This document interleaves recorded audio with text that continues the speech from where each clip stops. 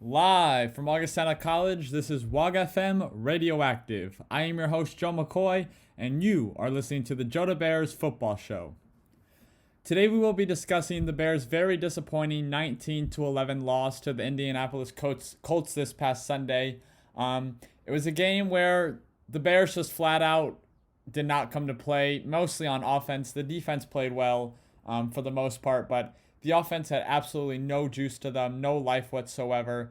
And you only put up 11 points, 8 of those coming in the last 3 minutes of the game when the Colts were playing extremely prevent defense. So we kind of only really scored 3 points throughout this game. And yeah, it definitely wasn't a bad performance. Put us back in check, which sometimes you need games like that. But we cannot have another performance like this, and our offense has to get going. So looking at this game, it was one of those games where I just had a feeling from the beginning that it wasn't going well. We start the game, we get one first down, and then we're not able to get past the 50. We turn over on downs, or we have to punt. And then the next drive, the Colts come down and score a touchdown. Like, okay, it's 7-0. We're this now where we want to be. We'll be all right. And then our first punt gets blocked. Which is what helped lead the Colts to their first touchdown. It gets blocked, so we have special teamers not blocking. And then the second Colts drive, the ball gets tipped in the air, and it's just a godsend right into the arms of Khalil Mack. And, Mack, he's one of the best defensive players in the league, but he somehow drops this ball that falls right into his arms. And, he either could have caught it and returned it for a touchdown possibly, or caught it, and he easily could have taken it inside the 15 or 10 yard line and set our offense up in just perfect position to get a touchdown. So it was just one of those games that 6 minutes in, just think nothing had been going our way. The offense wasn't clicking. The defense had a lot of touchdown. A punt was blocked. Then our best defensive player drops an interception. And it's just you just had that feeling that today is not going to be the day for us. So we're definitely going to have to bounce back from this game. I think it's good that we have a short week. We play the Tampa Bay Buccaneers at home on Thursday Night Football. I think that actually might help us because, you can quickly forget about this game against the Colts and hopefully rebound. And if you get a victory, the Colts game is totally in the past. No one even remembers it. So getting into some of the stats, Nick Foles was 26 of 42 for 249 yards, 1 touchdown, and an interception. Not a very good day for him. Throwing the ball 42 times is too many. His completion percentage was 50%. Or no, sorry, it was above 50%. But his completion percentage wasn't that great. His QBR was a 42.5, so not that great either. And it was just, he was missing some throws. The timing with the receivers were off. To his defense, there were some drop balls. Again, a couple by Anthony Miller. And I'm starting to get a little bit worried about them because they're costing us turnovers and touchdowns, and Anthony Miller cannot be dropping passes like that. But, Nick Foles, 250 yards, it looks decent, but he only averaged 5.9 yards per throw. That's nowhere near what it needs to be, especially when we benched Mitch Trubisky to move the ball down the field more, and then we bring in Nick Foles, and it looked like the same offense with Mitch Trubisky. We're chucking the ball down, we're throwing it underneath. I was wanting to see more down the field throws, and maybe that was the plan, and the Colts defense really defended them well. But it just was a very boring and bland offense in this game. Definitely the worst part of this offense by far in this game was the running attack. We had 16 carries for 28 yards, that's as bad as it can get, if I'm being completely honest with you. 28 yards rushing in the NFL is atrocious. There's no other way to put it. And David Montgomery had 10 carries for 27 yards. He averaged 2.7 yards a carry. And our longest run of the entire day was 6 yards, which it's awful. It's bad blocking. It's partially bad running. It more is on the blocking. But I know the Colts have a very good defense. Right now, they're the number 1 statistically ranked defense in the NFL. They have a great defensive line led by DeForest Buckner, who just got a huge contract in the offseason. But to not be able to get a rushing attack going really hurts the offense. It limits you to only passing the ball. And, it unfortunately looked exactly like the Bears' offense last year. And I'll get into that and kind of the reason why I felt like the offense took a big step back this week. But we have to be able to run the ball. 28 rushing yards is not even anywhere in the ballpark of where we need to be. And I truly think this Bears offense needs to be a run-first offense. It needs to be a run-first offense, establish the run game, and do play action off of that. That's what we were doing in the first 3 games. And I know we're playing bad defenses, and I know we had 2 comeback wins, and they could have been losses, but it doesn't matter. We ended up winning the game, and let's be real, we were putting up more than 11 points, and like I said, it basically was only 3 points through the first 57 minutes of the game. So no matter how good the Colts defense was, our offense was abysmal this game, and it was super vanilla, and the Colts were ready for everything, and it was awful. So really the only bright spot on the offense this game was Allen Robinson. He continues to ball out every game. Please, Chicago, pay this man. Give him the $17 to $18 million a year that he deserves. Get any issue with that out of the system. Just pay the man. He deserves every dollar that you give him. And he's literally been the one consistent offensive player for the past 3 years for this team. So Allen Robinson had 7 receptions for 101 yards and the final touchdown at the end of the game. Even though the touchdown didn't matter, it was still an amazing catch from him. Foles threw a great jump ball in the front pylon. Allen Robinson went up and get it like he does. I feel like literally every game he has a catch like that, and you just know he's going to make it. So he went up, got the touchdown, and he proved why he's a very, very good number 1 receiver in the NFL. I definitely think that the main issue with the Bears offense right now, at least in this past game, I don't want to say in general, but right now is Matt Nagy's ego. And you might be confused by that and be like, what does that mean? But Matt Nagy's ego, at least in this past game, got in the way of what the Bears are good at on offense. Because Matt Nagy is a disciple of Andy Reid, just like I feel like half the coaches in the NFL are. I know it's an exaggeration, but Matt Nagy wants to run this West Coast style of offense that Andy Reid has perfected. And he wants to throw the ball around the yard, run play action, run RPOs, run shotgun, kind of, be explosive, have receivers running all these different routes, all this motion, guys going left, right, up, down, everything. The Chiefs run it so well, and they're so well coached in it, and they really have the perfect players to run it. They have the best tight end in the league in Travis Kelce. They have the fastest player in the league in Tyreek Hill. And then everyone else around them with Sammy Watkins and Hardman and Robinson. Now they have Clyde Edwards-Helaire out of the backfield. Like, their offense is perfectly built for it. And I just said all those names, and I didn't even mention the best player in the entire NFL, Patrick Mahomes, who's able to make all of the throws that Andy Reid needs him to make in this style of offense. So right now, Matt Nagy is trying to run an offense, or at least in this past game against the Colts, that our offensive personnel is not good at running. This is exactly what we did last year, and is exactly why we went 8-8 last year, and everyone blamed Mitch Trubisky.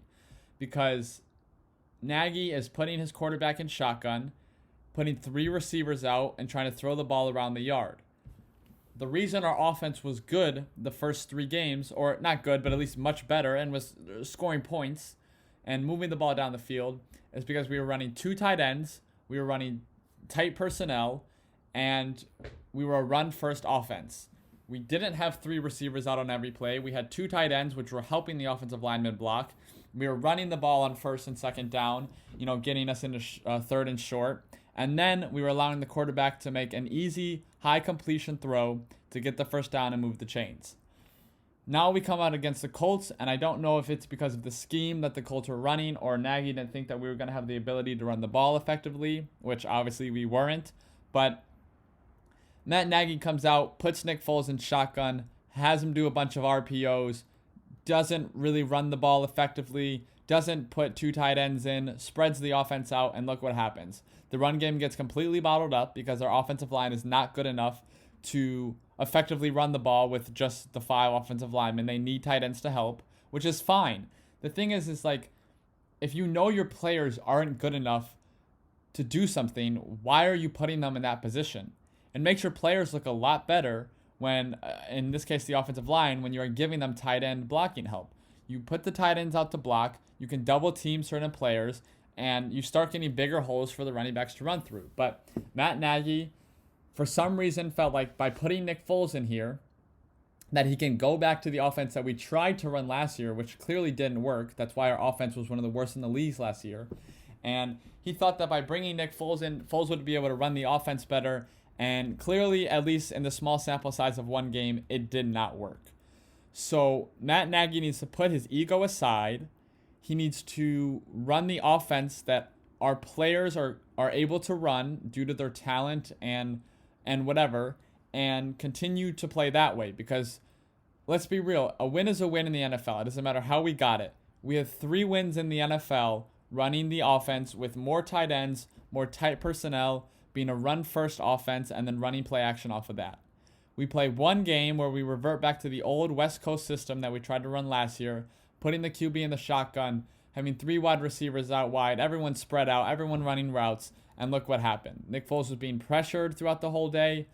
Nick Foles wasn't able to complete a majority of the passes because the Colts were just backing up and daring the Bears to run the ball, and it didn't work. So I really hope that unless this was just kind of a fluke and this offense is able to run that West Coast offense with Nick Foles, that Matt Nagy puts his ego aside and runs the offense that we were running the first 3 games with Mitch Trubisky, because let's be real, it was way more effective. So that is what I believe is the true issue with the offense. And that's not to say that any of the players are at fault. We have to be better with run blocking. That goes for the receivers and the O-line. We have to get rid of the drops, and I'm calling out Anthony Miller. I love the guy. I love his energy.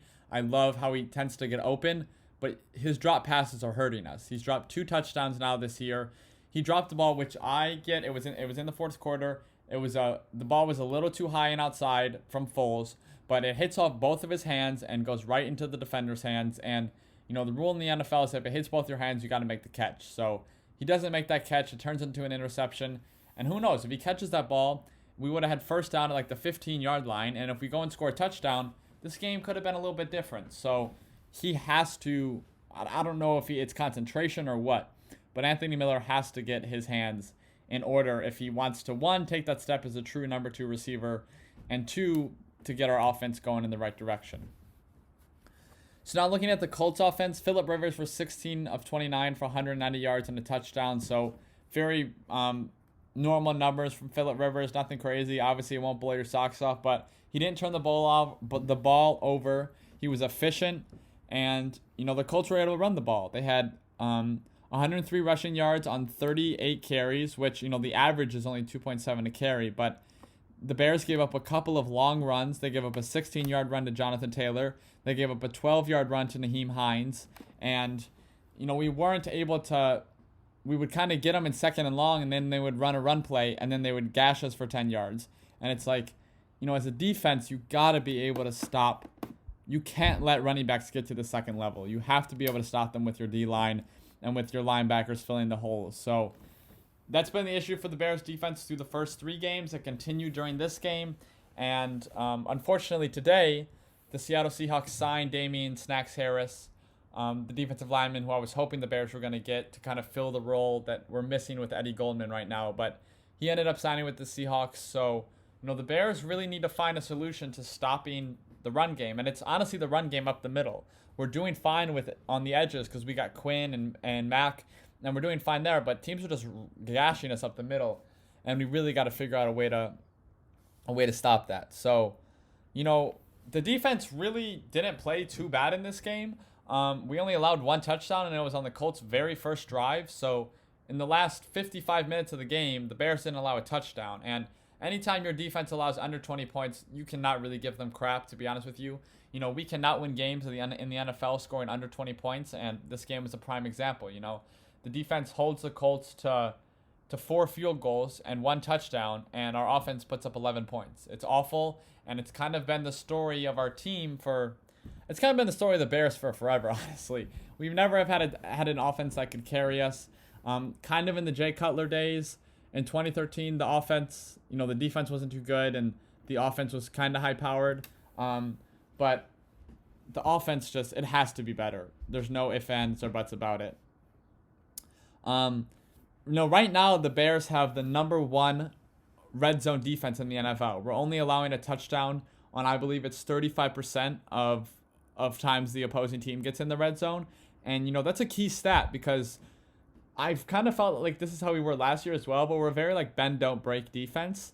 And, we might allow them to get yards and throws underneath and, they might get a good amount of first downs, but when they get in that red zone, that defense truly stiffens up. And the run defense gets strong, and the cornerbacks play tight, and we force teams to kick field goals, and that's how you win games in the NFL. If your defense forces teams to kick field goals, you should win games in the NFL, and we should have won this game. When you hold a team to 4 field goals, you should win the game. Your team has to put up touchdowns, and clearly the Bears' offense was unable to do so in this game. So I really think when we're looking forward to the Thursday game against the Buccaneers, this is another big test. Obviously, we're facing Tom Brady. He's the greatest quarterback, most successful quarterback of all time. Obviously, he's not the same Tom Brady he was 10 years ago, but he just put up 5 touchdowns against the Chargers. I know that the Bucs were down 21 in that game, but that Tampa Bay offense has really started to click, and it's going to be a really good test for our defense, especially in the secondary with the receivers that Tampa Bay has and Evans and the tight ends and Gronkowski. And I believe O.J. Howard is out for this game. He was put on IR.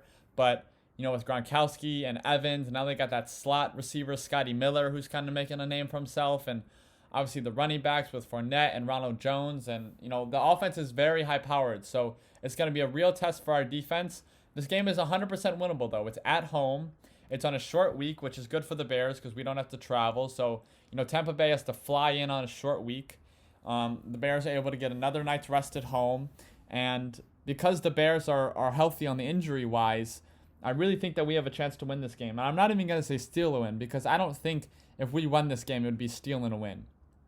Because, we're 3-1. The Buccaneers are 3-1. Yeah, obviously the national media believes the Buccaneers are better than the Bears, but if this offense is able to click with Foles and Matt Nagy is able to really improve his play calling, because his play calling in this game was very, very suspect. But if we're able to improve those things and, get the offense going, the defense will always keep us in the game. I cannot remember one game with this defense since 2018 where the defense didn't keep us in the game and give us a chance to win.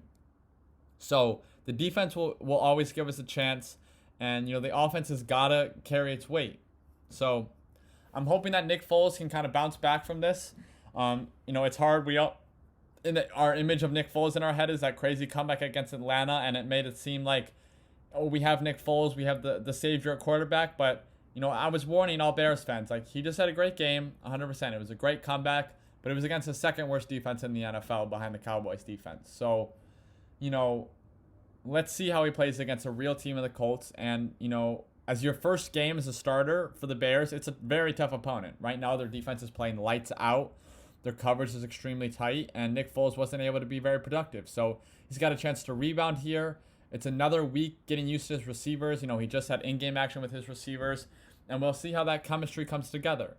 But, I'm hoping that Nick Foles can rebound. I'm hoping that Matt Nagy calls much better plays for this offense and puts us in better positions. And, our players have to execute. This is a game where we're not going to win it if every player is not on their A game. Every receiver needs to be blocking well. They need to be catching the passes. The O-lineman needs to know each person to block, needs to know their assignments. This is a game where you can't take plays off. You can't just forget to block a dude and now it's 1st and 15. And once you get a 1st and 15 against good plays, most likely that drive, or 2nd and 15 against good teams, most likely that drive is over. So every drive is important in games like this against good teams. And, we're on national TV. This is a chance for the Bears to show people that, we're not frauds. We might be 3-1, and those 3 wins might have been against bad teams, and 2 of them were comebacks. But if you can beat the Tampa Bay Buccaneers on national television, they might be able to prove that, we're not frauds. We're here. We might not be the best team right now, but, we have the talent. And if we keep growing, we have the potential to be real contenders come the playoffs if we're able to make it. So, I know all the players will be amped for this game. I know they understand the importance of it, especially just coming off a loss. But if we're able to win this game, after this, we got Carolina, which is a very winnable game. Carolina, they are coming off of 2 wins, 2 back-to-back wins. But if we can beat Tampa Bay, I think we have a real shot of, we should beat Carolina, and then we would be 5-1, and 5-1 through 6 games. That's obviously damn good. So the Bears, this is a very important game. It's a very important bounce back game for the team morale, and especially for the offense. Like I said, the defense will show up every time, but this offense has got to show up and prove that under Nick Foles, we're a more prolific, high-powered offense. So Bears fans, I'm excited. It should be a good game, primetime television, first primetime game of the year. It's a chance for the Bears to show who they really are, and let's go out there and get that W. So thank you for listening to this week of the JoeDaBears Podcast, and I'll catch you guys next week, hopefully after a Bears W. See you guys.